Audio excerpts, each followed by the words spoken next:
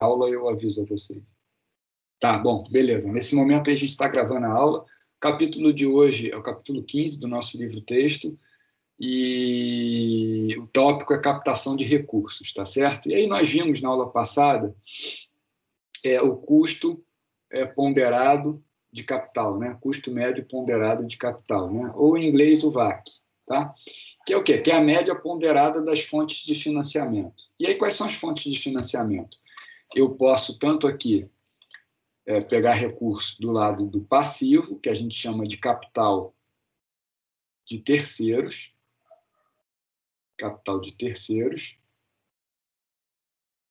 ou posso pegar aqui do lado do patrimônio líquido, que é o capital próprio, tá legal? São as duas fontes de recurso de uma empresa.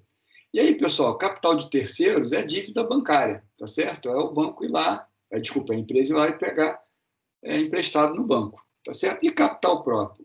Hoje é o tema dessa aula. Quais são as formas de captar recurso via capital próprio, né?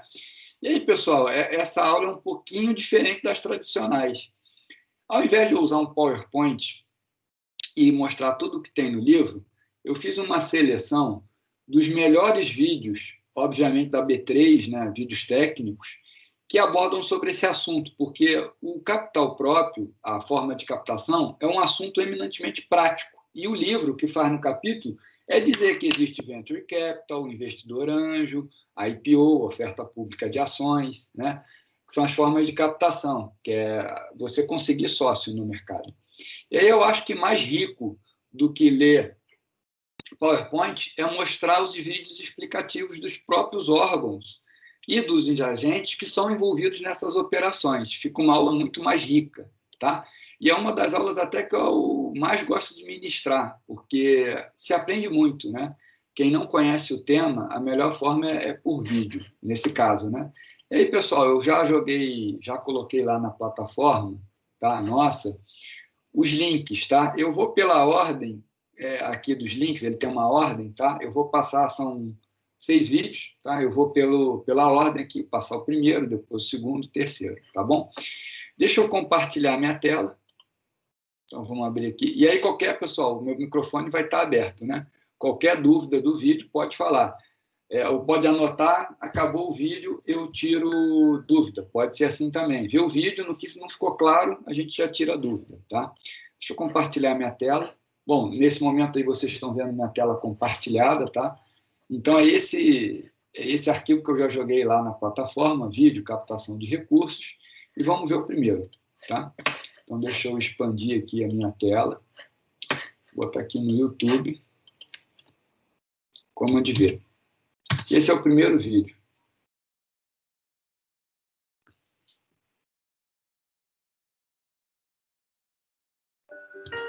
Pessoal, só um detalhe. Começou aqui o vídeo, tá? Eu vou botar no volume máximo. Vocês escutam bem? Sim. Beleza, maravilha. Então tá, vou botar o vídeo em tela inteira e vou dar o play para a gente assistir. Eu acho que é interessante também, antes de eu fazer isso, eu fechar a minha câmera para a gente ganhar em conexão também. Não tem a menor necessidade da minha câmera ficar aberta. Mas, obviamente, o microfone tem que ficar. Vamos lá.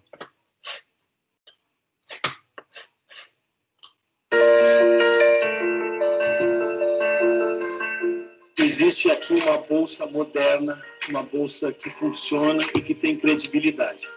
Está listado dá um nível de reconhecimento diferenciado, acho que funciona quase como um selo de qualidade.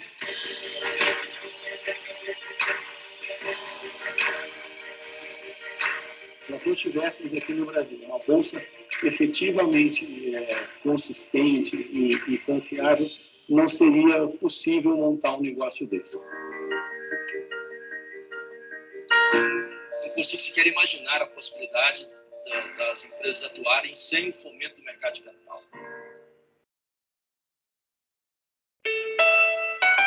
Contando um pouco a história da BRF com o mercado de capitais e também com a BMF Bovespa, e aí é inevitável que a gente passe pelo novo mercado, eu diria que isso foi quase que um divisor de águas na história da companhia.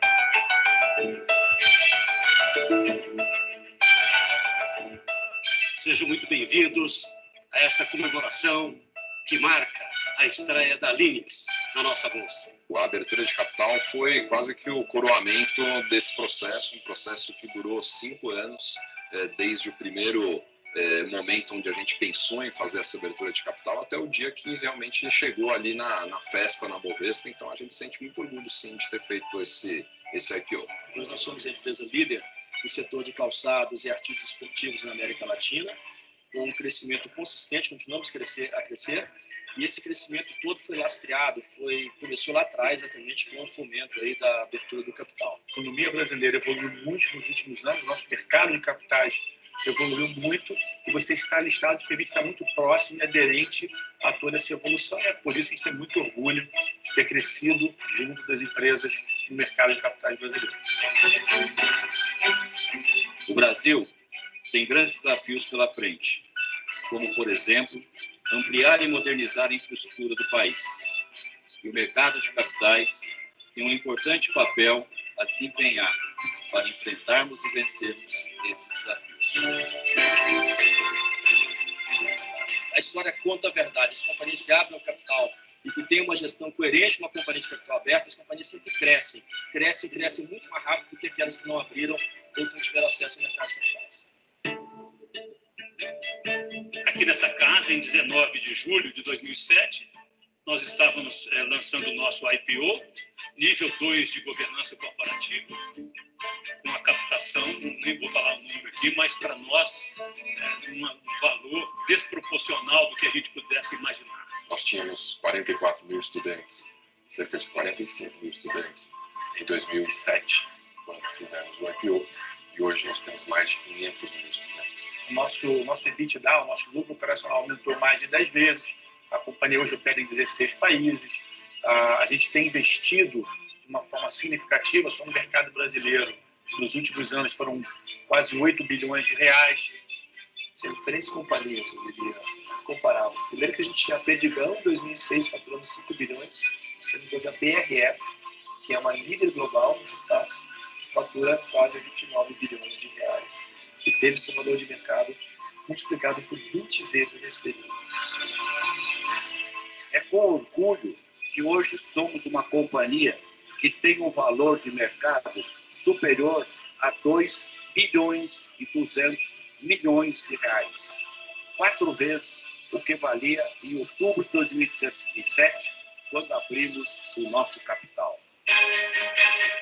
O mercado de capitais evoluiu muito nos últimos anos, e os padrões de governança corporativa, a própria evolução da BMF Bovespa faz que as companhias hoje presentes ou listadas no mercado tenham que ter um grau de transparência diferenciado, sigam regras internacionais. A transparência, para mim, é o ponto assim, fundamental para passar aos investidores e a todo o mercado o que realmente ocorre com a companhia, as demonstrações financeiras, a sustentabilidade do negócio, como que a companhia exerce o seu papel dentro da sociedade. Quando a companhia ia ao mercado dizendo que estava fazendo um follow-on e a empresa era de novo mercado, já tinha uma governança estabelecida e reconhecida, a abertura do mercado e o grau de confiança pela transparência já estabelecida realmente é um fato de grande diferenciação. A Kroton, então, ela optou pelo novo mercado para seguir efetivamente as maiores e melhores regras de governança corporativa existentes hoje no mercado brasileiro. E eu atribuo uma parte importante desse desempenho da hoje BRF a essa entrada no novo mercado em 2006, que foi absolutamente estratégica e importante para esse resultado. A empresa hoje é uma empresa muito mais profissionalizada, é uma empresa muito mais preparada para os seus desafios, tanto da ordem operacional como da ordem também de buscar melhores resultados. Algum sacrifício que você tem em se adequar, em estar em cumprimento com todas as exigências e as normas, isso se paga, eu diria que tranquilamente ao longo do tempo, mas realmente o mercado vai reconhecer que essa empresa tem uma governança diferenciada e tem uma possibilidade de crescimento que antes ela não teria. Tudo começa com um sonho grande e as pessoas motivadas a entregá-los e uma cultura focada em resultados. Não se apegue tanto ao teu negócio, é meu, não entrego, eu acho que vale a pena abrir uma fatia para outros poderem investir.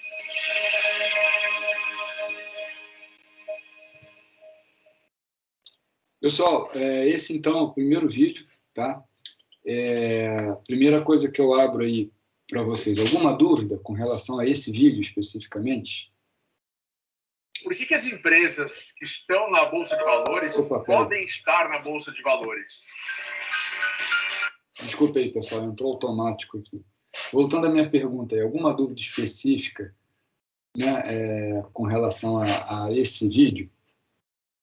Bom, o que eu gostaria de falar com vocês dele? Primeiro, ele falou ali temas importantes como governança corporativa, é um capítulo específico que a gente vai ver mais para frente, e temas como nível de governança, transparência, regras. Então, o que acontece? Quando você abre o capital, você precisa seguir algumas regras para poder abrir o capital, e quem regula essas regras são as regras da BMF-Bovespa, agora B3. Né? Isso é tema para o futuro. Como vocês viram, a abertura de capital, em geral, eleva o nível da empresa e seu faturamento. Todos eles citam isso ali. Né? A gente, claro, teve casos que não aconteceram isso. Mas uma forma de captação de recursos é a empresa abrir capital. Só que essa etapa de abertura na Bolsa, ela é muito depois do Venture Capital, tá? Que é o que a gente vai ver agora. O que é Venture Capital e, enfim, as consequências do Venture Capital, tá? Depois eu organizo a sequência de fontes de captação, tá legal? Então vamos de novo aí para o YouTube, vamos para o próximo.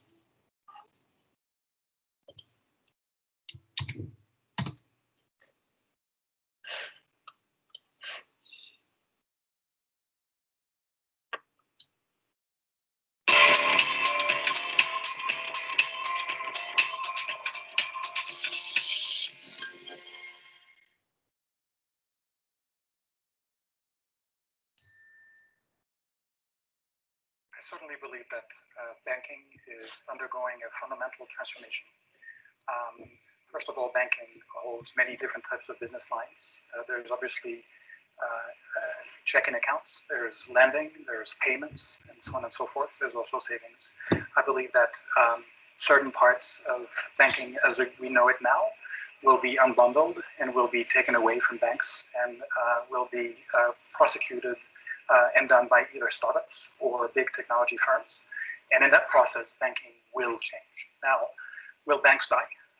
I think that some may very well die because they might not be able, from a cultural point of view, to adapt technology-wise.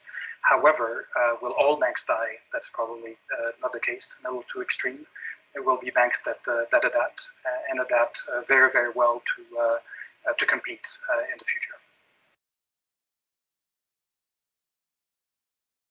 Intermediation of credit, is extremely important.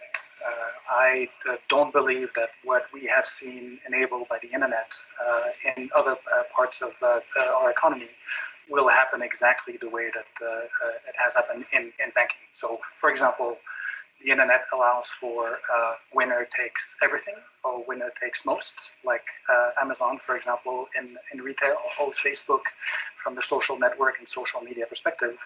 I don't think that having a winner takes all in lending is good for any society.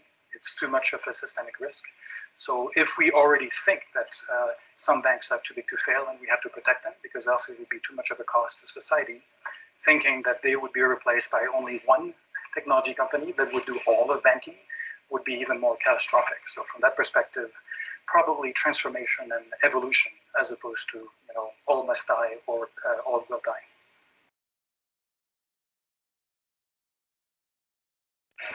I invest in early stage startups, so in a certain way, I'm very much of a chief psychology officer as much as a investor. The technology aspect is obviously important, but because you have an early stage company, the human component is also as important and sometimes more important. So what I look for is an entrepreneur that has the right focus and the right intent, that knows what he or she wants to do, has some subject matter expertise, and is relentless in his curiosity over the business model that he or she wants to achieve. I think that when you have an idea, you want to forget about everything, focus, not to the detriment of like other signals that help you achieve your dream. and you need to have the right intent in order to get your startup going. So I look first and foremost at these human behavioral traits in people, and then I look at the technology and the business model, but these are secondary. I invest in people, and when I invest, and I'm in a business partnership with them for 7, 8, 9 years, because it's the amount of time that it takes for a startup to grow, and I better like them than they better like me. So that's the most important. Bom, beleza. Esse vídeo é interessante para mostrar para vocês que quem investe em startup, que é o caso desse palestrante que eu mostrei para vocês, em Venture Capital, é um estágio antes da Bolsa. Quando vocês viram ali, eu passei de propósito de trás para frente. Na Bolsa, a empresa já está mais madura, ela já passou por esse processo de Venture Capital. Percebam que esse entrevistado, ele diz que um dos papéis dele não é só ser o investidor, como é também ser um psicólogo, né, que ele usa o termo. E exatamente o Venture Capital é o estágio inicial, é quando eu não tenho nem estrutura para ir para a Bolsa, porque eu tenho que ter uma estrutura para ir para a Bolsa, para fazer o IPO.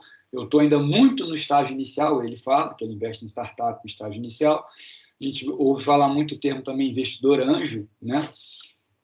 Aquele papel de o investidor também atua de forma mais ativa na empresa, né? Enquanto que quando você compra uma ação na Bolsa, você atua de forma mais passiva, tá?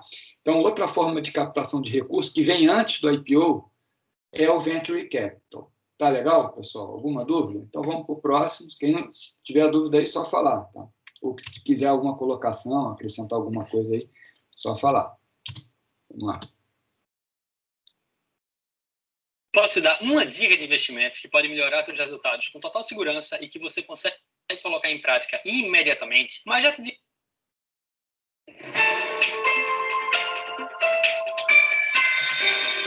Sou Thaís Ferreira, repórter do Diário do Comércio, direto dos estúdios da BMF Bovespa. No Diário do Comércio Entrevista de hoje, vamos falar sobre Venture Capital. Nosso convidado é Eduardo Caroni, sócio fundador da Next2 Investimentos.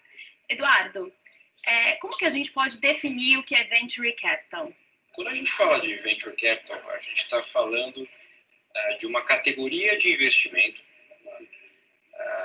que é aplicável a empresas que têm um determinado porte ou um determinado momento da vida da evolução dessas empresas, né? Como é que a gente diferencia ele em relação aos primeiros investimentos que uma empresa recebe? Normalmente a gente tem o que a gente chama de uma primeira rodada, que é hoje o investimento anjo. Tá? Uhum. Investimento anjo, ele é feito via de regra por pessoas que são próximas de quem está empreendendo. Tá? É muito comum a família investir, é muito comum amigos ou colegas do trabalho investirem, né? Mas é um investimento aí que normalmente começa na casa aí de uns 20 mil reais para colocar alguma coisa de pé, um protótipo ou alguma coisa minimamente viável que demonstre qual é a utilidade, enfim, do serviço ou do produto. E você pode chegar a ter investimentos anjos que chegam até 300, 500 mil reais. Tá? A partir daí, você entra numa categoria que a gente chama de investimento semente, tá? Que é o cara que faz, enfim, normalmente já são pessoas mais estruturadas, que já têm um histórico maior acima de investimentos em empresas iniciantes. Existem fundos de capital semente e existem também muitas empresas que, por ter um segmento correlato, por trabalhar, enfim, no setor daquela startup, podem fazer também um investimento, tá, que vai levar a empresa para a próxima fase. O investimento semente, ele costuma variar aí, a partir dos 500 mil reais, que é onde morre, né, vamos dizer, o investimento anjo, ele vai até uns 2 milhões de reais, mais ou menos. Tá?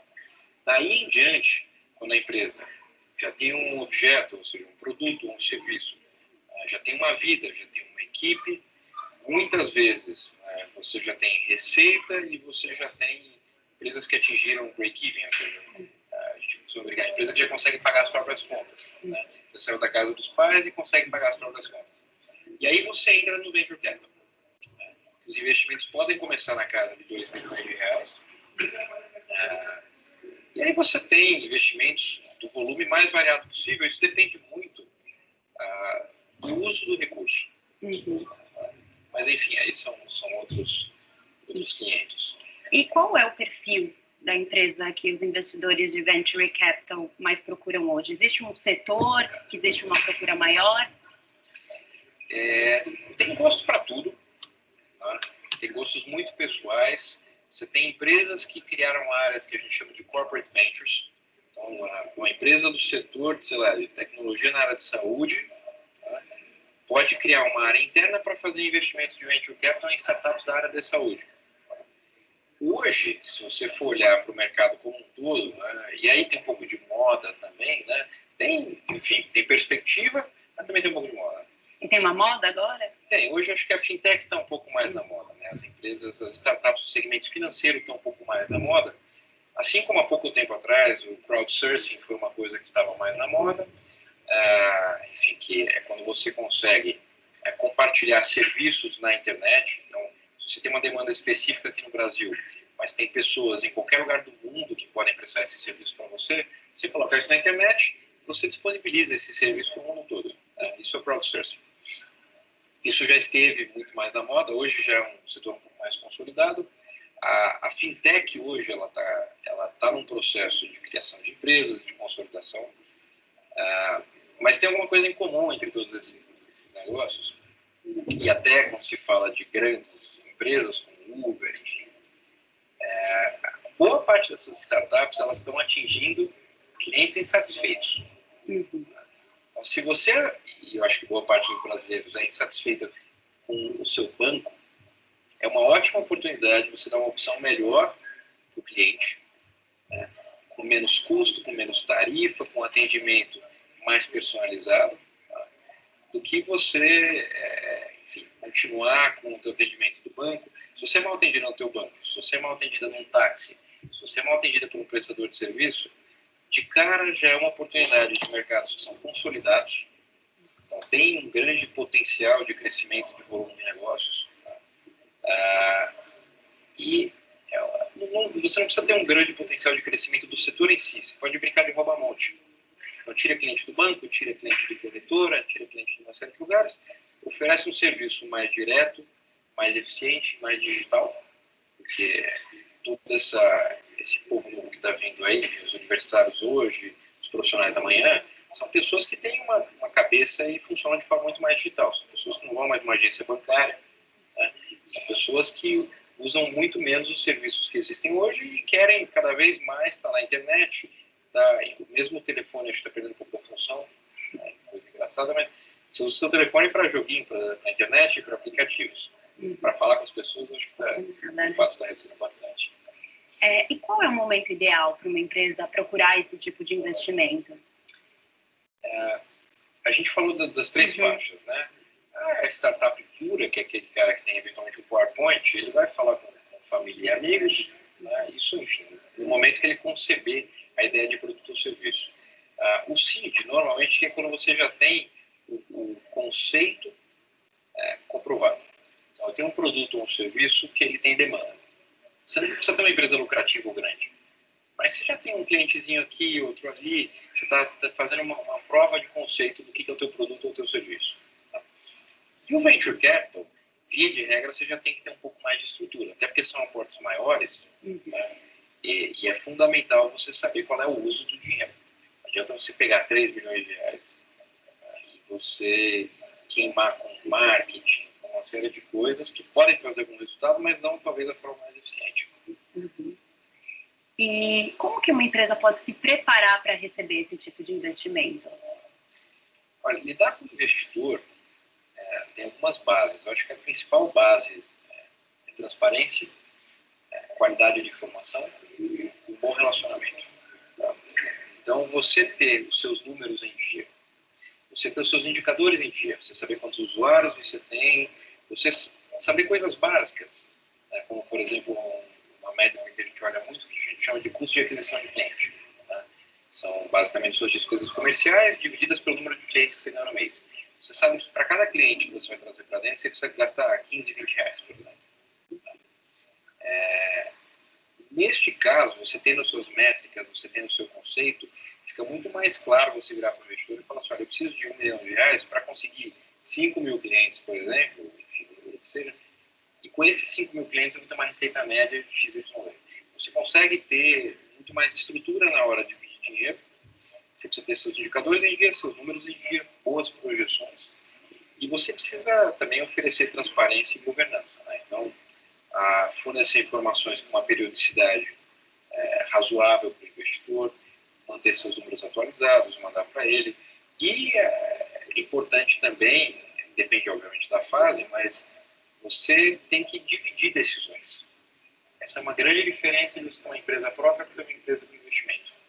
Então, a decisão de juntar ou comprar uma outra empresa, a decisão de trazer um próximo aporte de capital, a decisão de fazer investimentos relevantes, são todas decisões que, daquele momento em diante, vão ser decisões divididas. Então, estabelecer uma boa regra de jogo também é uma coisa muito importante, mas o investidor também ajuda nisso. E quais são as perspectivas de crescimento para Venture Capital no próximo ano? Olha, eu acredito, até porque 2015 e 2016 foram anos que houve bastante investimento, mas não houve um crescimento expressivo. A gente está hoje, muita gente segurando investimentos, muita gente com medo de crise, de problemas adversos. Então, eu acredito que a perspectiva agora é melhorar bastante com o novo cenário econômico e político que se desenha. Então, estou falando de Brasil, naturalmente. Mas a expectativa é sim, a gente tem um crescimento bastante bom para os próximos anos. Eduardo, muito obrigada pelas informações. E para mais informações, acesse dcomércio.com.br. Pessoal, esse é um dos melhores vídeos que eu já vi em termos de didatismo, né, sobre esse tema. Ele é curto, simples e direto ao ponto, né? Alguém tem alguma dúvida sobre ele? Bom, então vamos para o próximo aí.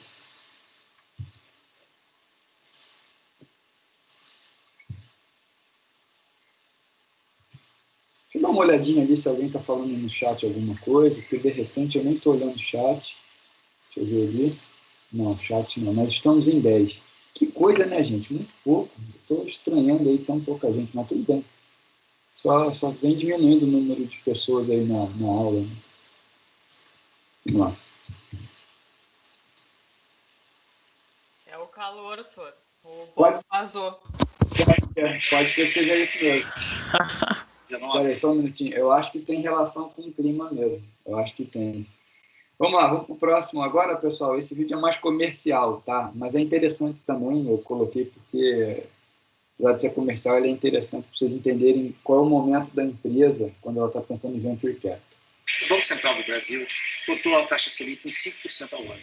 Isso é transformacional na maneira de investir o dinheiro. Assim como visto nos mercados internacionais, no ambiente de juros baixos, a gente viu uma migração dos investimentos de renda fixa para renda variável e alternativos, como, por exemplo, o Venture Capital. Com o avanço das empresas de tecnologia, o crescimento exponencial de novos aplicativos, novas soluções para o mercado, a melhor forma de você acompanhar esse crescimento é investindo nos fundos de Venture Capital. Investir em Venture Capital é comprar o futuro, é virar sócio de empresas de tecnologia que vão disruptar seus mercados.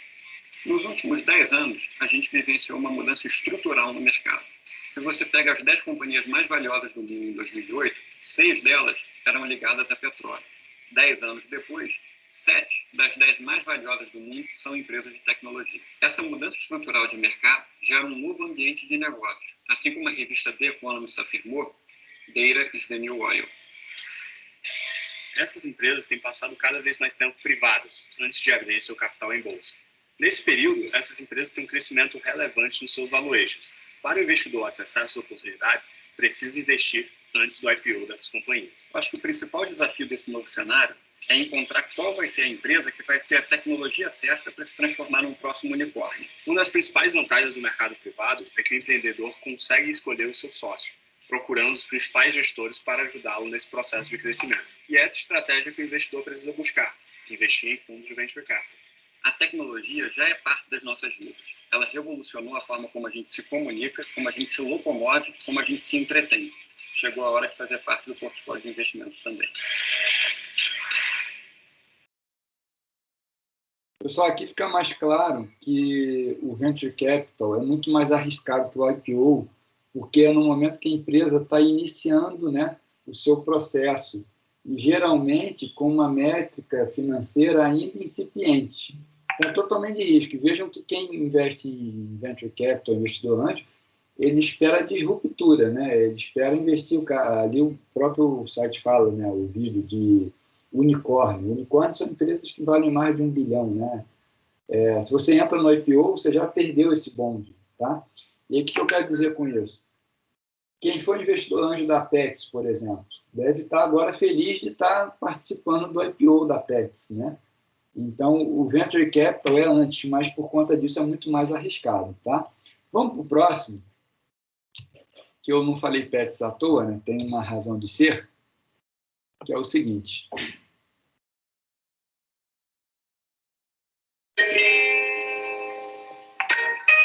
Eu vou mostrar para vocês, isso foi uma vantagem da pandemia, que é o seguinte, todo o processo de IPO, ele é feito num dia específico, claro, é um processo, né? Mas coincide, tá, pessoal, com, digamos assim, um evento na Bolsa, que é tocar o sininho, né? Toca o sininho quando a cotação começa e tudo, né? E com a pandemia a Bolsa está fechada, está tudo sendo online, né? E aí a abertura de capital da Pets, que foi um sucesso, né? E a gente até comentou na aula passada sobre a Pets, o processo foi todo online, né? No site da B3 tem, e aí eu vou mostrar para vocês como foi o processo, mas eu queria que vocês ficassem em mente, né?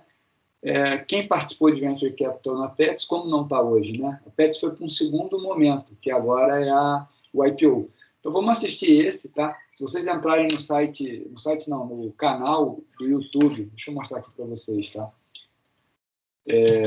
Assim, quem gostar de mercado de capitais aprende assim da forma como eu estou mostrando, né? É no livro, mas também muito em site, mas site técnico, obviamente, tá?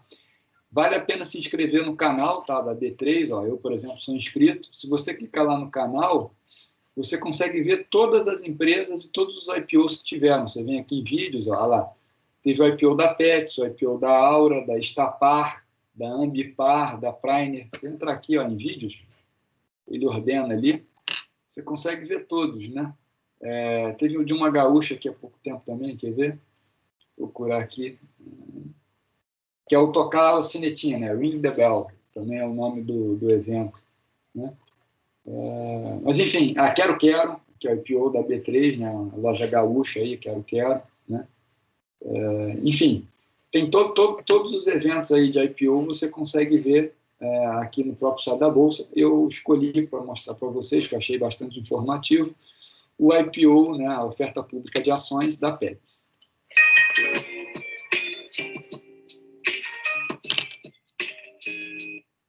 Pessoal, antes, só deixa eu fechar meu WhatsApp aqui, porque ele toda hora está aparecendo mensagem e fica atrapalhando quando...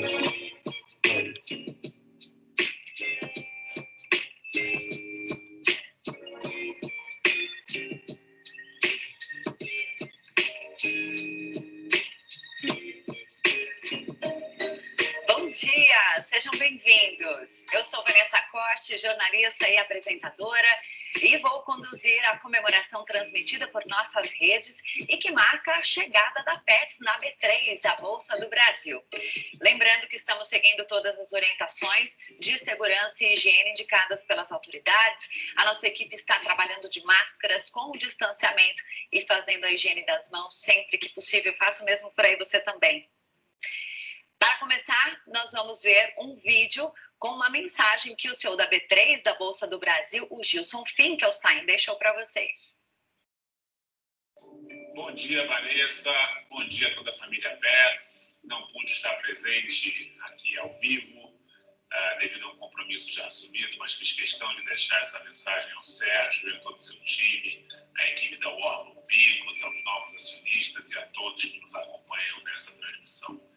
Queria dar boas-vindas à B3, estamos muito felizes com a IPO da Pets, que ajuda e alinha com a visão e a missão da companhia em ser a maior e a melhor rede de pet shops da América Latina. Tenho certeza que histórias como a de vocês servem de grande inspiração para muitos empreendedores do nosso país.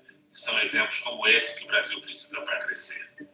Mais uma vez, parabéns para todos. Aproveitem a festa e um forte abraço. E E agora, pelos nossos canais digitais e ao vivo da sede da B3, o Daniel Sonder, vice-presidente financeiro, corporativo e de relações com investidores da B3, da Bolsa do Brasil. Oi, Sonder, bom dia, seja bem-vindo. Bom dia aos amigos da B3. Estamos comemorando hoje o 13º ano.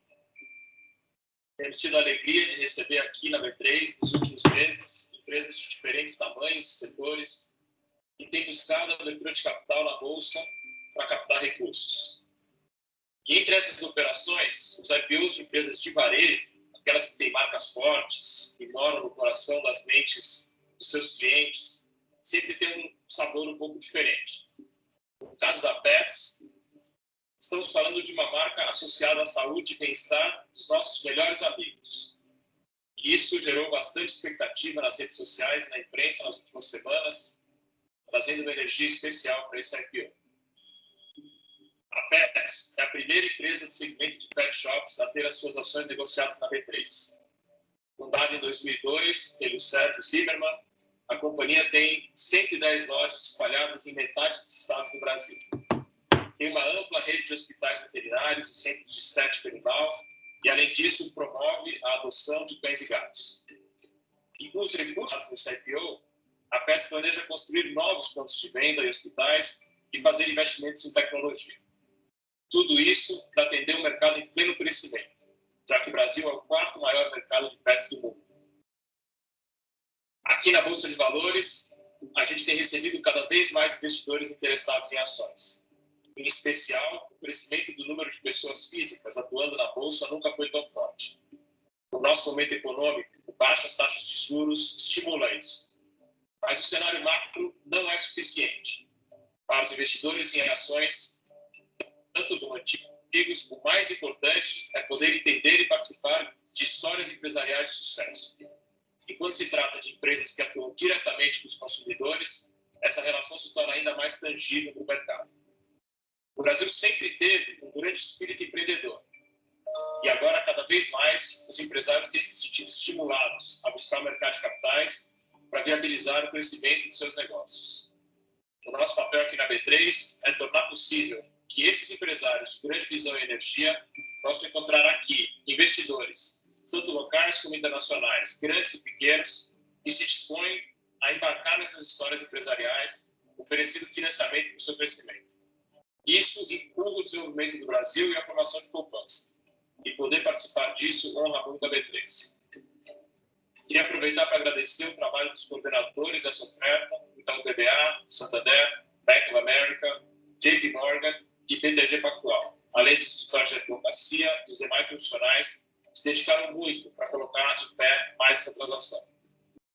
Ao time da Petz, nossos parabéns e um agradecimento pela confiança na B3. Bem-vinda, Petz. Que vocês continuem crescendo e inspirando mais histórias de sucesso. Muito obrigado.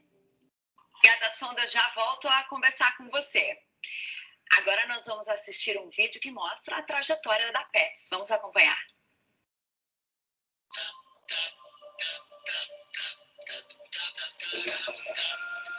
Muito prazer. Somos a Petz, a maior e mais integrada plataforma pet do Brasil. Um dos maiores mercados pet do mundo, com crescimento acelerado. Desde sempre, a Petz entende o amor entre as pessoas e seus pets. Amor que para alguns pode parecer incompreensível, mas para Petz, não. Entendemos muito bem o que os pets representam para os tutores. E acreditamos que podemos fortalecer essa relação. Para isso, a Petz conta com mais de 100 lojas pelo Brasil e uma equipe apaixonada por pets. Oferecemos cerca de 20.000 SKUs, incluindo nossa própria marca exclusiva. A Petz opera 2 tipos de loja, de experiência e de conveniência. Nossas lojas de experiência possuem espaços dedicados para cães, gatos, peixes, pássaros e roedores. Oferecem serviços veterinários, higiene e beleza, além de centros de adoção. Mas em breve falaremos sobre isso. As lojas de experiência também proporcionam diversos eventos e algumas contam com uma área de entretenimento. Nossas lojas de conveniência são mais ágeis e práticas, focando em produtos para cães e gatos. Em todas as lojas, cuidamos de nossos pets com o mesmo carinho. Até em nossas futuras lojas, a Petz expandiu de forma rápida e consistente.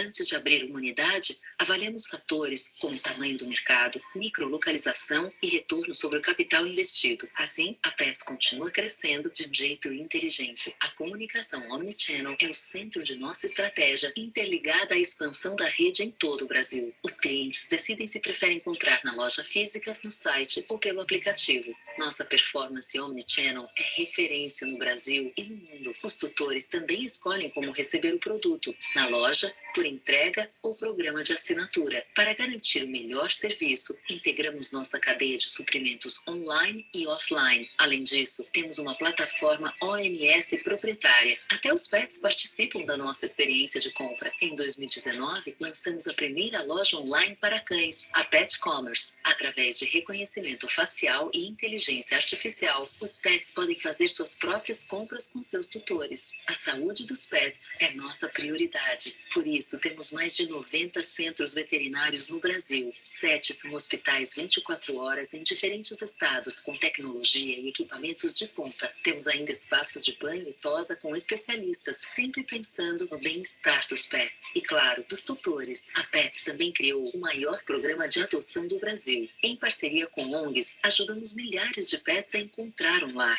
A maioria de nossas lojas tem centros de adoção. Assim, mais e mais pets podem ter uma família.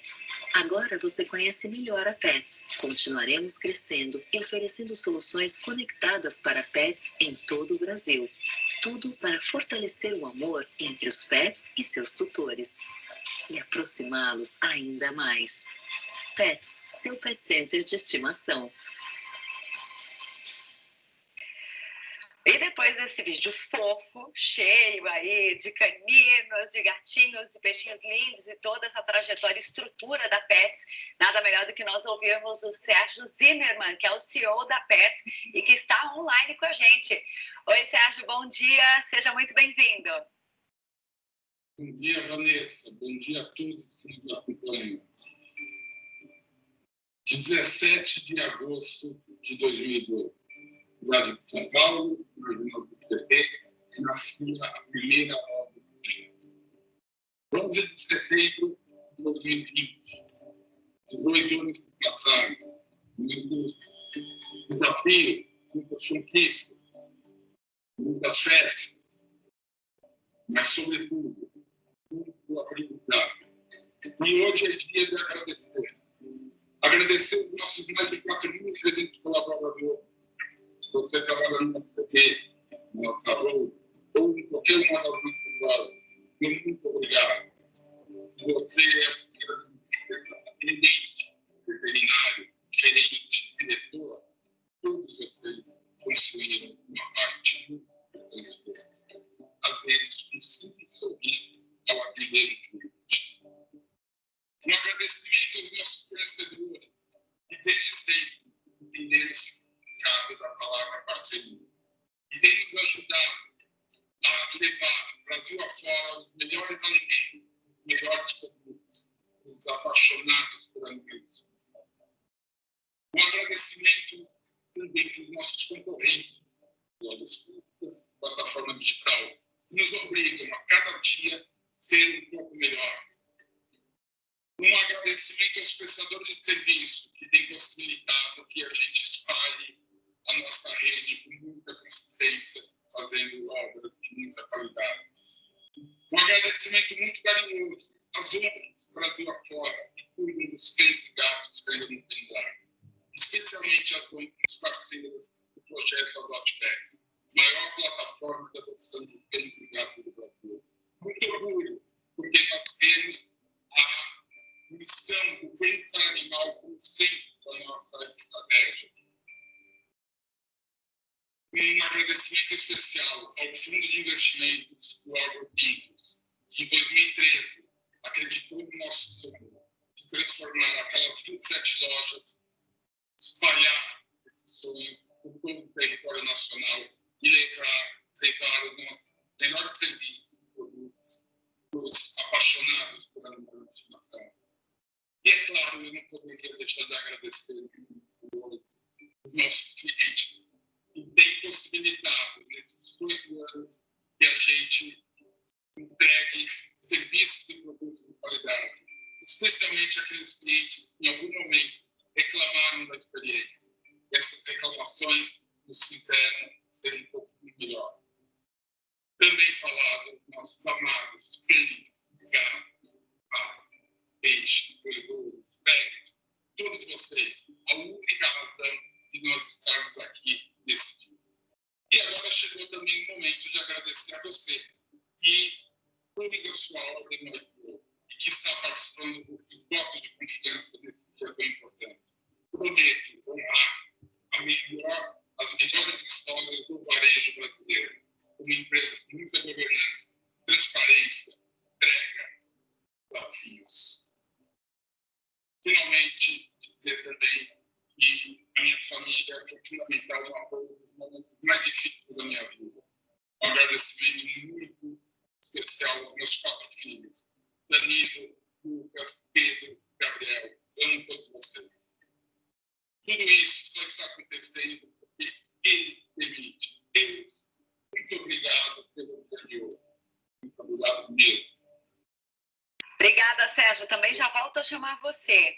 Olha, e nós estamos chegando num momento muito aguardado do nosso IPO, mas antes, assim como o Sérgio já fez, nós também queremos agradecer e chamar para fazer parte desse momento tão especial os nossos convidados. Francis Fukuda, Gregory Heider, Alan Belda, Sônia Hess, Cláudio Eli, Piero Minardi, Marcelo Otero, Tânia Zimmermann, Diogo Bassi, Fernanda Fernandes, Luciano Cecim, Marcelo Maia, Rodrigo Cruz, Valéria Correia e Teodoro Ornelas. Quero aí muita energia e animação, uma salva de palmas a todos vocês que estão conosco nesse momento tão especial e aguardado. Parabéns pela trajetória, por fazerem a diferença e por esse momento tão importante na trajetória da Petz. Ô Sérgio, você tem mais um convidado muito especial que você quer chamar para esse momento dessa nossa sexta-feira, de 11 de setembro, não é isso? O mais importante de um dia tão histórico como esse, eu vou chamar o meu amigo Hulk. Vem cá, Hulk, vem. Ah, que lindo! Está representando todos os nossos amados pets que tanta alegria dão para todas as famílias brasileiras. É um IPO que transborda fofura, então ele vai te ajudar no toque da campainha, é isso, né, Sérgio? Sem dúvida nenhuma, muita alegria. Que bacana. Então, agora, nós vamos para a nossa contagem regressiva. Eu vou passar a palavra para o Daniel Sonder, que é o vice-presidente financeiro, corporativo e de relações com investidores da B3 da Bolsa do Brasil. Sonder, então, você já viu, né? Sérgio tem convidado mais do que especial. Claro que nós temos toda a nossa audiência, os nossos participantes aqui que fazem toda a diferença. Então, eu passo a palavra para você conduzir essa contagem regressiva que vai ser muito fofa, com o toque da campainha, com a ajuda do Volk. Passo a palavra para você, Sonder. Parabéns a todos e vamos fazer a contagem. Então vamos lá. 5, 4, 3, 2, 1.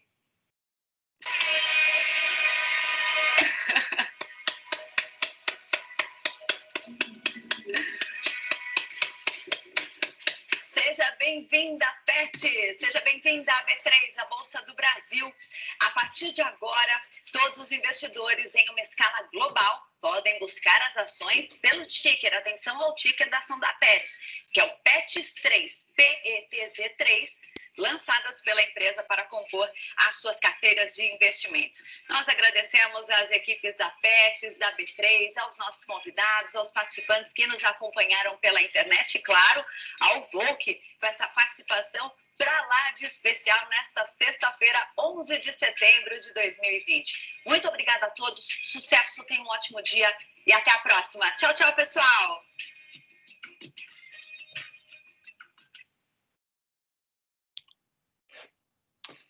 Pessoal, esse vídeo é para mostrar o evento que aconteceu semana passada, né?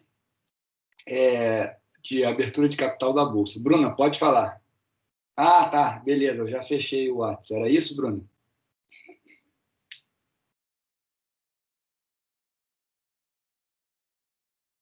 Sim, beleza. Bom, pessoal, esse vídeo foi para mostrar o dia em si, que é o coroamento em termos de captação de recursos, né? Quando você abre capital em bolsa, é a forma mais barata, mais eficiente de acessar os melhores investidores, liquidez, enfim. E é uma festa. O dia que a empresa começa a ser negociada é uma festa. Quis mostrar como é hoje, né? Com o período de pandemia, é dessa forma, né? Todo mundo em escritório, né? Fazendo de forma assim separada, né? E aquele barulhinho que deu é como se fosse um análogo lá à campainha. Tem uma campainha, né? Tanto na bolsa americana quanto na bolsa brasileira, né? Que é o ring the bell, que realmente é quando começa a cotação, né? E a negociação da PETS aí. Tá? Vocês viram qual foi a trajetória da empresa? Começou numa loja, foi expandindo, e agora o que ela precisa? De capital para poder crescer ainda mais, né? Para isso que serve o mercado de capitais. Você captar para poder fazer esse tipo de movimento. Em geral, é de expansão, né? E esse ano está bastante propício a isso, né? Demanda grande de investidores, porque a taxa de juros está lá embaixo, né? Propensão a buscar capital, o que é incrível, né? Eu jamais ia prever isso, tá? Vendo o cenário que a gente está vivendo, mas a gente está com boa liquidez, está com demanda, enfim, vamos ver cada vez mais casos como o da PETS aí na Bolsa, né? Até o fim do ano, acho que tem mais uns 10 IPOs aí, se eu não me engano. Vamos por último ali. O último é bem tranquilo, que vai introduzir o tema que eu vou mostrar agora, tá? Que é a diferença de ações PN e ON. Vamos lá.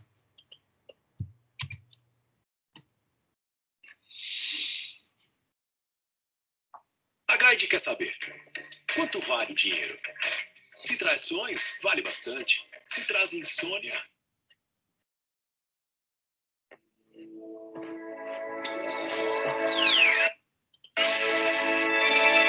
Os telespectadores, como os senhores já tiveram oportunidade de... Pessoal, o Luiz Barsi Filho, tá, é um dos maiores investidores brasileiros em ações. Tá? Ele entrou desde o início da Bolsa de São Paulo e é um investidor, né, com bastante patrimônio, e conhece profundamente o mercado de capitais, né? Por ser justamente investidor lá no início, ele passou por todas as fases do mercado de capitais. Tá? Eu peguei um vídeo dele justamente para explicar o que é uma ação PN e uma ação ON. Tá? Então, eu vou direto para o ponto, para a gente não perder muito tempo, que é do ponto que ele explica o que é uma ação ON e uma ação PN. Vitorioso.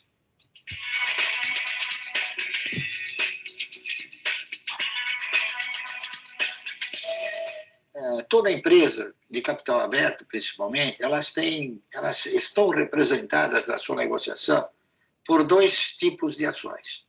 As ações ordinárias, que são aquelas que dão direito a votar e ser votado. E as ações preferenciais, que elas não dão o direito a voto. Elas ostentam o critério de terem a preferência na distribuição de dividendos. Então, há uma diferença nisso tudo. Por quê? Porque as ações ordinárias, elas são ações que pertencem aos controladores, não é isso? E as ações preferenciais são aquelas que pertencem às pessoas que investem na empresa que elas optaram investir. Então, elas não têm direito a voto. Elas têm direito a participar dos resultados em condições até melhores, porque as ações preferenciais têm direito à percepção de um dividendo 10% superiores às ações ordinárias, correto? Então, esse termo preferencial é porque ela ostenta essas condições de preferência, ou seja, ela tem a preferência na percepção do dividendo e tem uma gordura a mais de 10% sobre a distribuição de dividendos sobre as ações ordinárias.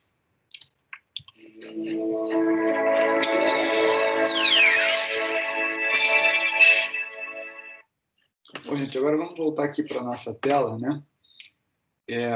Mais alguém ali falando no chat.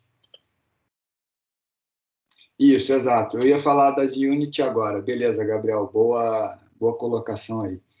Pessoal, as ações, né, quando a empresa... Vamos lá pela ordem agora, né? Vamos dar uma sequência lógica aí. A empresa, quando começa a procurar capital, o primeiro caminho delas é o dinheiro dos sócios, né? A primeira coisa que acontece é isso, os sócios vão ali e vão colocar dinheiro dentro da empresa, tá? Esse é o primeiro caminho ali, tá certo? Injeção de dinheiro via sócios, tá? Depois que passa dessa etapa, a empresa começa a enxergar potencial no mercado, vê que tem possibilidade de crescer, ela procura os investidores anjos, né? Que são investidores que, basicamente, pela definição teórica, são tomadores totais de risco, né? Eles assumem totalmente o risco da operação e o risco de não dar certo. Entram, muitas vezes, até como mentor, né? Quem é investidor anjo, né? Então, pega vários, no Brasil tem vários conhecidos, o próprio grupo ali do Lima, né? Faz muito esse papel, né? O pessoal ali da Ambev, de investidor anjo, de venture capital, né? Que entra quando a empresa está começando mesmo, né? Está bem no início ali da operação e precisa de um aconselhamento. Depois que a empresa começa a ter digamos, um porte, né? Que suporte o custo de você ser aberto, né? O custo de você abrir capital, ela decide ir para a Bolsa. Só que qual o detalhe? Essa abertura de ações em Bolsa depende muito. Deixa eu abrir agora, pessoal, minha câmera para não ficar muito também, pessoal. Deixa eu trocar aqui o ângulo da câmera. Eu vou olhar para essa câmera aqui, tá? Que fica melhor. Eu acho que a definição dela é um pouco melhor. Eu estou com duas câmeras aqui, então por isso que eu troco aqui. Quase um apresentador do Jornal Nacional. Já pensou? Tá ali, ó. Take one, olha para essa câmera e eu olho, né? Coisa incrível. Mas vamos lá. Porra, para que eu fui fazer a piada? Me esqueci. Lembrei mesmo? Peraí, deixa eu voltar do ponto. Lembrei. Quando a empresa decide, então, abrir na Bolsa, tem que ter condições de mercado para isso. Não basta ela querer, não basta ela estar com digamos assim, com faturamento, com faturamento que suporte esse custo de abertura de capital. Tem que ter condições de mercado também para ela abrir capital em bolsa, né? Tem que ter apetite dos investidores. Então, por que eu estou dizendo isso? Em 2017, 2018, não teve quase IPO no Brasil. Tá? Por quê? Porque as condições de mercado eram horríveis. Lembra ali, em 2017, teve o processo de impeachment, né? É um processo que afeta, obviamente, o apetite dos investidores para entrar em qualquer negócio, né? Repara que naquele vídeo do Venture Capital, o entrevistado fala, né? Esse ano, né? Estamos passando por 2016, acreditamos que 2017 vai ser um ano melhor para Venture Capital. Então, a captação de recursos, né? O capítulo esse específico que a gente está vendo, depende muito das condições de mercado. Não é também assim, eu tenho um negócio disruptivo, vou ao mercado para captar. Depende das condições de mercado, né? É muito difícil você captar recursos num ano em que tem um cenário político complicado, em que a economia não está andando. Esse ano totalmente atípico, tá? É realmente um ano, assim, digamos, totalmente diferente, que ninguém consegue explicar. Estamos no meio da pandemia, todo mundo recém voltando às atividades, e a Bolsa com captações recordes em IPO, né? Um volume, liquidez, uma coisa assim fenomenal. Você pensa o seguinte, olha que coisa maluca. A Petz conseguiu fazer IPO no momento em que as lojas, algumas delas, estavam fechadas, né? É uma coisa, assim, no mínimo, curiosa. Claro, você vai dizer, não, mas a Petz ficou aberta, assim, ficou aberta mais do que as outras lojas, concordo.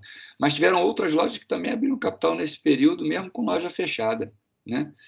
E é incrível como tem demanda, como teve demanda, né? É surpreendente. Eu realmente não conseguiria adivinhar isso ali em abril, quando a gente acabou a aula presencial. Jamais ia supor que a gente teria tanto IPO assim. Pessoal, como eu estou olhando para a câmera na tela pequenininha, agora, sente aqui a tecnologia. Eu vou para outra câmera agora que eu consigo ver melhor ali o que está escrito no chat. Pronto, voltei agora para essa câmera aqui. Eu mesmo que faço o trabalho de contra-rega ali do vídeo. Vamos ver aqui, qual é a possibilidade... deixa eu ver mais aqui. Qual é a possibilidade de encontrar um investidor anjo, ele achar a proposta da empresa muito boa e copiar a ideia? Ou mesmo usar isso com outras empresas? Mariana, perfeito, é uma boa pergunta, tá? É muito difícil isso acontecer, porque quem está querendo investir não tem, digamos assim, a paciência de montar o negócio do zero, né? E tentar roubar a ideia de quem ele está visitando. E outra coisa, não é muita gente que tem capital para ser investidor anjo, né? São poucas as pessoas que têm capital, bala na agulha, digamos assim, no coloquial, para poder fazer esse tipo de approach, assim, eu vou lá, vou ver o negócio, né? A gente sabe quem são os investidores anjos, inclusive em Porto Alegre. Então, se a pessoa faz isso, rouba a ideia, a gente consegue meio que saber quem é, né? Enfim, pega muito mal. Então, creio que não há esse interesse, entendeu? É melhor realmente deixar com a pessoa e ela tocar. Claro que não vou ser ingênuo, né? Isso pode acontecer, mas eu mesmo desconheço, tá? Não sei nem dizer, nunca vi isso, assim, um investidor anjo ir lá e roubar a ideia, tá? Então, assim, é muito difícil. Porque, assim, pensa como se fosse, assim, te dar uma analogia que talvez explique melhor. Você criou todo um negócio, tá? Demorou, pensou em cima, gastou tempo, montou equipe. Para outra pessoa roubar a ideia, ela tem que sair da inércia. É muito difícil sair da inércia, né? Você tem que fazer uma força muito grande. Então, é mais fácil realmente você se associar à pessoa que tem a ideia, provavelmente melhor que a sua, que passou anos pensando naquela ideia, se associar a ela e virar um investidor. Vocês já viram, pessoal, o programa Shark Tank, né? É um programa interessante, tirando assim, a questão midiática, né? Que é um programa, todo programa eles criam aquela sensação de festa, né? É mais assim, teatral, né? Mas a ideia do programa é interessante. Teve um pedaço do programa que eu achei muito interessante, eu vou até passar ele aqui daqui a pouquinho, que foi, vou ver se eu acho no YouTube, tá? Eu tive essa ideia agora, não me planejei antes, mas vale a pena, que é o pessoal da Fricô, que é o pessoal, é o cheirinho, né, para usar no vaso sanitário. Eles foram lá no Shark Tank com o objetivo de marketing, não para captar. E os caras perceberam isso, e aí falaram com eles ao vivo, né? Mas, enfim, todo mundo, o cara lá do Fricô foi lá, podia alguém roubar a ideia dele, né? E ele foi, olha que perigo. A pessoa vai num programa, ela tem a chance de não conseguir o investidor anjo e, além disso, ela passa a ideia dela para todo mundo. Tá o programa ali passando no canal lá, Sony, se eu não me engano, tá? Então, é muito difícil, pode ter roubar a ideia, mas é muito difícil você sair do zero, entendeu? Então, acaba que não acontece isso. Deixa eu ver aqui que teve mais interação no chat. Deixa eu ver aqui. Montar a equipe e tocar o negócio no dia a dia são um dos princípios problemas nessa questão de roubar a ideia. Bem difícil acontecer. Beleza, concordo com o Gabriel. A ideia realmente é só a ponta do iceberg. Concordo totalmente com o Gabriel. Tá? Deixa eu achar aqui para vocês. Vamos ver se eu acho direto no YouTube aqui. Shark Tank. Fricô. Aqui, ó, Fricô.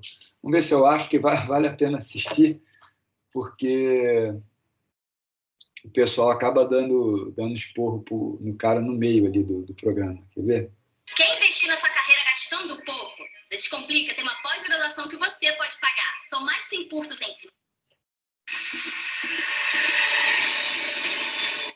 em Byte, engenheiro. O Acocorô. Não é esse, não é a Cocorô, não. É o Fricô mesmo. Deixa eu ver se eu acho aqui.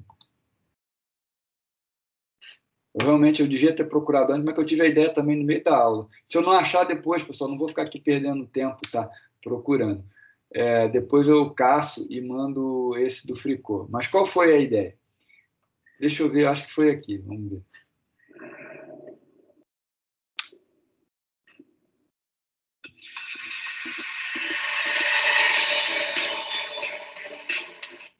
E eu vim aqui apresentar um produto. Tá, não é. Esse cara é um comediante, né? Então não é isso aqui. Bom, pessoal, depois eu vou procurar e boto lá no chat para vocês. Mas o que o vídeo mostrava? O pessoal da Fricô foi lá, na verdade, é para fazer marketing. Eles usaram o programa para fazer marketing do produto e não para procurar sócio. Por quê? Por que eles perceberam isso? Porque uma das coisas do investidor anjo, tá, que tem a ver com a pergunta da Mariana, O investidor anjo vai no detalhe, né? Ele quer saber qual é a sua margem, qual o número de clientes a ser atingido, qual o custo por cliente. Até o vídeo lá do Venture Capital, o entrevistado fala isso. Ele vai no detalhe. E o pessoal da Fricô, nesse programa do Shark Tank, não quis abrir esses dados. E aí ficaram apertando, até que ele largou, né? Um dos caras que estavam lá, né, da Fricô, largou, falou: olha, não, eu vim para mostrar o produto, eu não quero abrir porque é inovador e tal. Aí o cara do Shark falou: pô, você veio fazer aqui marketing. Ele, vim fazer marketing. E incrível que eles deixaram o programa acontecer mesmo assim, tá? Eles deixaram e não cortaram. Achei até que eles fossem cortar e não cortaram. Outra coisa legal, pessoal, também, nesse mesmo programa, eu tive uma aluna da economia que foi lá apresentar, e antes dela apresentar, ela conversou comigo, né, o que ela devia montar para ir para o programa. O nome, tá, do negócio dela é de venda de vestidos de noiva, né? Vestido noiva usado, Porto Alegre. Deixa eu tentar me lembrar. Faz tempo, vestido de noiva. Não é o Enjoei. O Amor é Simples, é esse aqui, ó. As meninas do Amor é Simples foram minhas alunas, e elas foram lá. Deixa eu ver até se eu acho o episódio. A Shark Tank, O Amor é Simples. Elas quase conseguiram, né? Aqui, ó, Shark Tank, O Amor é Simples. Vamos ver. Tá ali, ó, são essas meninas aqui, tá? A nossa meta é ser o maior e-commerce de casamentos não tradicionais. Essa que está falando aqui, que vocês estão vendo falar, na esquerda aqui do vídeo, na minha esquerda, né? É a que foi a minha aluna, tá? Ela é muito empreendedora, assim, tem muita vontade, e a ideia delas foi bastante interessante. O que elas pensaram, tá? Elas pensaram o seguinte: aconteceu comigo, inclusive, tá? Quando eu casei, a minha esposa fez o vestido e a gente guardou no armário e nunca mais usou, né? E está até hoje. Ela emprestou para a prima devolveu, está até hoje, né? E a gente não tem uso, né? Então, por que não repassar para alguém vender, né? Então, essa é a ideia, né? Você trabalhar com vestidos usados. E, na verdade, ela teve essa ideia muito antes do que está acontecendo agora. Eu já vi que tem muitos negócios desse estilo, mas elas tiveram a ideia antes. Elas tiveram um resultado bom, estão tendo um resultado bom. Eu não sei como é que está na pandemia, faz tempo que eu não falo com elas, mas elas foram lá no Shark Tank pedir recurso. O que elas foram pedir? Elas foram vender parte da empresa, né? Vender um percentual em troca de dinheiro. Então, olha, me dá 1 milhão e eu te dou 10% da empresa. Isso que é o Venture Capital Investidor Anjo. Você, no contrato social, altera para colocar um investidor anjo e ele está na média, pessoal, 5 anos. O investidor anjo ele não tem a intenção de ficar para todo sempre. Ele cria o negócio, ele injeta dinheiro no negócio, fica 5 anos, ajuda na parte de planejamento estratégico, definição de foco, além do financeiro, e aí depois de 5 anos ele vende a participação, ou espera por um IPO. Se o negócio está ficando muito bom, ele continua e depois ele sai no IPO, em geral, tá certo? E aí tem fundos de private equity, um bastante grande, tá, no mundo, é o Advent, tá? O fundo Advent, que foi até o que injetou grana na Quero, tá? Antes de ela... Eu não quero no Google, eu quero google.com, né? Advent International. Tá? Aqui, pessoal. A Advent International é uma empresa só de private equity, tá? Se você der um voltar aqui, ó, você vai ver aqui, ó. A Advent International é uma empresa global de private equity, tá? Ela é focada em aquisição para depois vender. Ela se concentra em aquisição, crescimento, reestrutura e depois vende a empresa, tá? Ela tem no mundo todo, aqui no Brasil fica em São Paulo, tá? Conheço alguns lá que trabalham, que foram meus colegas na graduação. E o que elas fazem é investir, né?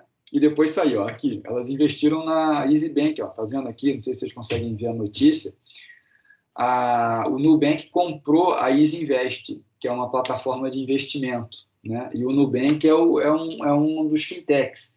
Vocês lembram ali que no vídeo do Private Equity, né?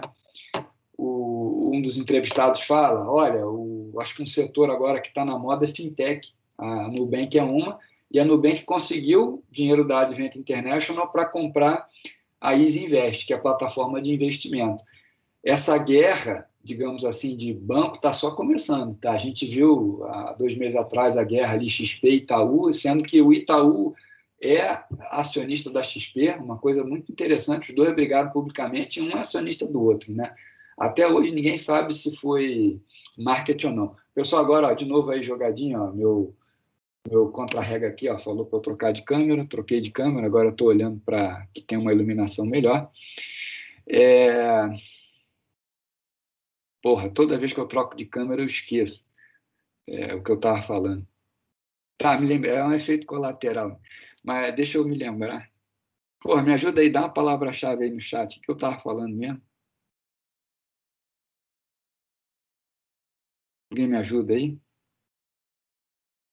Isso, beleza, obrigado. Da Easy Invest. É, isso aí.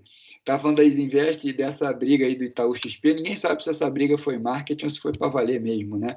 Mas está só começando, né? A Easy Invest é uma plataforma de investimento. E o Nubank começou como plataforma de crédito, dando cartão de crédito para as pessoas, né? Forma sem burocracia, rapidinho, chega em casa e tudo. Está entrando agora no ramo de investimentos. Vocês podem perceber que é muito recente a abertura de conta pela internet. O BTG já está há bastante tempo, mas pode abrir conta pelo BTG. O BTG está fazendo agora o processo para ter conta, para oferecer cartão de crédito, os outros serviços, né? Cheque, enfim, cartão, e assim vai. Até então, o BTG também era plataforma de investimento, né? Você não precisar mais ir no banco, fazer tudo pela internet, absolutamente tudo, até a abertura de conta, né? Veio para ficar, né, esse modelo disruptivo totalmente. Cashback, isso é uma coisa muito recente, né? Essas empresas de cashback nasceram nessa época aí de venture capital, recebendo dinheiro de investidor anjo para poder crescer o negócio, né? Então tem a Melius, que é famosa, né? Tem uma no Rio também que é bastante famosa, daqui a pouco me vê o nome, uma azulzinha, Blue, pô, é uma azulzinha, nem me lembrei o nome, Blue, tá? Também de cashback, né? E veio para ficar, né? Veio para ficar essa questão aí de bancos digitais, né? E é um caminho sem volta. Agora, na pandemia, acelerou mais ainda essa questão, né? O professor mesmo, esse aqui, né? Eu tive que me adaptar. Eu acho que esse modelo digital veio para ficar, de dar aula por plataforma. Enfim, está tudo mudando muito rápido. E plataforma, vocês viram ali no vídeo falando da Croton? Pô, a Croton cresceu muito na pandemia. Por que a Croton não foi muito afetada? Porque estava preparada para esse modelo EAD, né, de vídeo à distância, enfim, dessa questão toda que a gente está trabalhando. A URGS demorou quanto tempo? Vocês devem ter acompanhado ali. Foi 4 meses em discussão, né? E eu aqui, doido para começar a dar aula, não podia, porque tinha que esperar a decisão, passar por comitê. Um horror, né? E por que assim, a minha observação sobre esse fato? É porque o URGS não precisa prestar contas, não tem, digamos assim, concorrente, né? Então, o aluno ali também não vai sair, porque tem ensino gratuito, né? Então, não tem aquela pressão, né, para poder inovar. E aí eu claramente percebo, né, apesar de estar na URGS, gostar da URGS, obviamente, tem que criticar também o que deve ser criticado. Então, essa falta de inovação nossa é muito ruim, né? Demorar muito para ir para esse modelo é um horror, né? Enfim, isso tudo faz parte do processo de mercado de capitais, né? A Croton está aí para provar e tal, e passou por isso. E aí, pessoal, essa treta, né? O pessoal botou ali treta, Itaú XP, né? Veio para ficar, né? Vamos ver o que vai acontecer no setor bancário. Outro detalhe ainda de bancos, como eu estudo muito o setor, né? Por razões óbvias, por ser pesquisador do tema, a XP também está disruptando outra questão, que é o trabalhar, né? Trabalhar num local físico. A XP vai entregar um prédio que ela tem ali na Faria Lima e está criando lá, que eles chamam de Potato Square, né? Não sei se vocês já ouviram essa expressão, mas quem acompanha o mercado financeiro deve ter ouvido falar, está criando, né? Chamam de Potato Square, que é um pouquinho longe de São Paulo capital, ali, cerca de 50 quilômetros, uma área da XP, mas não precisa ir lá, vai trabalhar quem quer. Mas eles estão fazendo o quê? Um lugar tão agradável que as pessoas vão ter vontade de trabalhar lá, né? Essa é a ideia. Então, é lugar com parques, com academias, com escolinha para criança, uma coisa assim realmente disruptiva, tipo um Apple Park lá igual na Califórnia, né? Isso a XP está fazendo, a XP realmente está inovando aí. vai sair, vamos ver, né, o que vai dar. Vai ser briga grande aí com os bancos tradicionais, né, Bradesco, Itaú, né, e assim vai. Beleza, gente? Então, de novo, para a gente recapitular, né?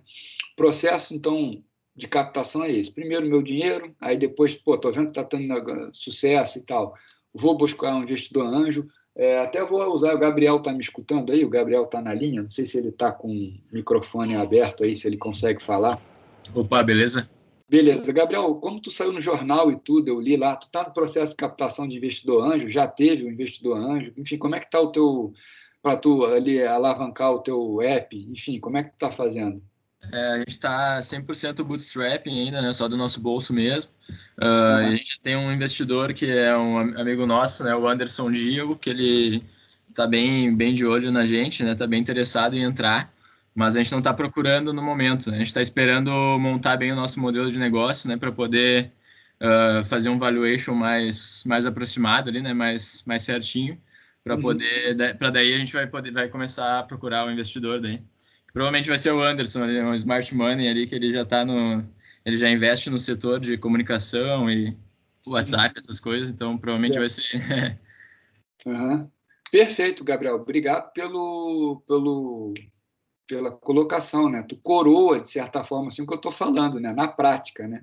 E olha, eu digo para vocês, assim, para mim, assim, fico muito orgulhoso de tê-lo como aluno. Eu queria que muitos alunos meus tivessem essa veia empreendedora, entendeu? Eu vou fazer, já estou pensando no planejamento estratégico, né? É muito legal isso, né? Muito interessante de ouvir. E a gente ainda não tem essa cultura. Eu acho que, principalmente na Universidade Federal, a gente ainda não tem uma cultura empreendedora tão grande, né? E eu acho fundamental, porque é bastante importante para crescimento, enfim, para a gente... enfim, né, para crescimento mesmo, né? O público, obviamente, o setor público é muito bom, né? Sem dúvida nenhuma. Eu trabalho, né, inclusive, no setor público, mas a gente não tem muito, né? Como a gente viveu um período de inflação não, de taxa de juros muito alta, né? E concursos realmente muito atraentes, a gente tem muita gente que pensa ali, né? Vou fazer faculdade, vou estudar para passar para o concurso e tal. E aí vem empreendedora, meio que se perde, né? Isso tem, a longo prazo, mostrado que estava desbalançado no Brasil, né? Mas, enfim. Outro ponto aqui. Então, eu falei disso tudo e acabei não linkando lá com o vídeo do Barsi, né? Deixa eu agora voltar de novo para a minha câmera aqui do outro lado. Vamos ver se eu não esqueço o que eu ia falar. Bom, não esqueci. Ligando aí com o vídeo do Barsi, pessoal. Quando a empresa finalmente ali atinge o ápice em termos de captação de recurso, o ápice é o IPO, né? É ali tocar o sino, tá certo? Naquele evento ali que vocês viram da Pets, tá? E aí, no momento em que a empresa abre capital, ela pode escolher 2 tipos de classe de ação, tá? As ações ON ou as ações PN, ou um misto delas, que até o Gabriel comentou, acho que foi o Gabriel aqui em cima, que são as units, tá? Acho que foi o Gabriel? Foi o Gabriel. As units é uma junção, né, de ON e PN, como ele falou mesmo, é uma fração. Tem unit que é 2 ON para uma PN, tem outras que é 2 PN para uma ON. Não tem uma definição formal, mas unit é a junção de ON com PN, tá? E necessariamente, quando a empresa abre capital, ela abre na ordinária. Não necessariamente ela abre a preferencial, tá legal? A preferencial, como o Barsi disse no vídeo dele, seria aquele investidor mais, assim, digamos, passivo, que não quer participar de assembleia, está interessado mais no resultado, então ele tem preferência a dividendo. Agora, em contrapartida, a ON é do controlador, né? Vai participar de assembleia, né? Vai votar, inclusive pode ser votado, né? Pode ser votado também contra a sua decisão, enfim. É uma participação mais ativa, as ações ON, tá legal? Então, enfim, só para dizer que quando as empresas abrem capital, tem essa nomenclatura aí. Tá legal, pessoal? Bom, agora é um momento importante aí que eu pergunto para vocês, né? Esse capítulo é muito prático, né? É mais interessante dar ele do ponto de vista prático do que do ponto de vista teórico, né? Dá para aprender muito mais vendo como acontece. Pergunto para vocês se vocês têm alguma colocação, alguma pergunta aí, alguma dúvida, né? A hora é agora, né?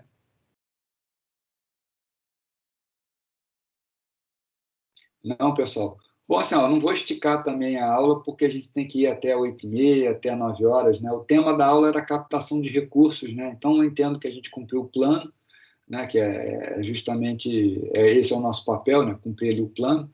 A aula vai ficar gravada também, para quem não pegou algum ponto, quiser escutar. Depois, eu vou deixar na íntegra lá, né? Espero que não viralize ali meus momentos de trocar de câmera, tá, pessoal? Mantenha aí, né, escondidinho.